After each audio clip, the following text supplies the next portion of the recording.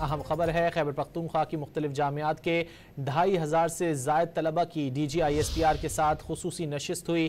ہر طرف سبز ہلالی پرچموں کی بہار، ملی نغموں کی گونج اور پاکستان ہمیشہ زندہ باد کے فلک شگاف نعروں نے ماحول کو گرما دیا۔ پختون طلبہ نے دشمن کو واضح پیغام دیا کہ پاکستان کی طرف میلی آنکھ سے دیکھنے والوں کو عبرت کا نشان بنا دیا جائے گا۔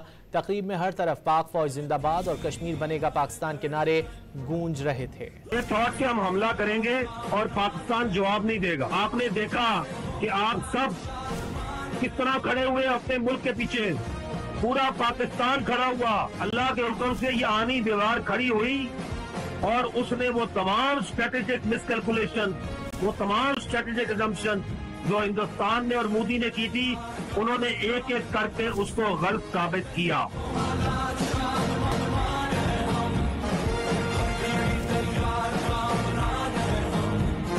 ان لوگوں سے ہم مل کے یہ سوال کرتے ہیں جو سمجھتے تھے کہ یہاں کے عوام اور یہاں کی فوج ایک دوسرے سے دور ہے، ہرگز نہیں۔ یہ فوج ہمیشہ سے ایسی تھی اور ایسی رہے گی۔ آپ کی لیڈرشپ نے، آپ کے چیف آف آرمی اسٹاف نے فیصلہ کیا کہ میں ہندوستان میں 26 جگہ پہ ان کو جواب دوں گا۔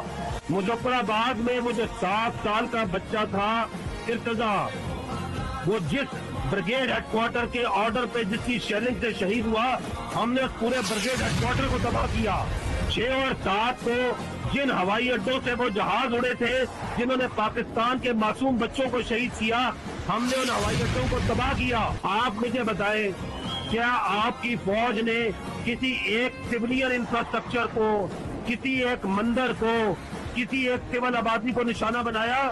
نہیں۔ ہم چونکہ پیس لونگ ہیں، ہم پیس کو پریفر کرتے ہیں، ہماری پہلی چوائس امن ہے، لیکن اگر تم نے دوبارہ یہ حماقت کی تو ہمارا جواب اس سے بھی شدید ہوگا۔ خطے میں، پاکستان میں جتنی دہشت گردی ہوتی ہے، چاہے وہ فتنہ الخوارج کراتا ہے، چاہے یہ بلوچستان میں جو دہشت گرد ہے، جو فتنہ کل ہندوستان ہے، یہ کون کراتا ہے؟ اس ایک ایک دہشت گردی کے ایک ایک شہید کی پیچھے ہندوستان کا چہرہ ہے۔ یہ جو مساجد کو شہید کرتے ہیں، یہ جو لوگوں کو ذبح کرتے ہیں، ان کا اسلام سے کوئی تعلق نہیں ہے، ان کا خیبر پختونخوا سے کوئی تعلق نہیں، ان کا پختونوں کی روایات سے کوئی تعلق نہیں، اور یہ ہندوستان کے پیروکار ہیں۔ وہ جو خارجی ہے نور ولی، وہ اب یہ کہتا ہے کہ اسلام میں، شریعت میں اس بات کی اجازت ہے کہ آپ کافر سے مدد لے سکیں۔ اسلام میں کفر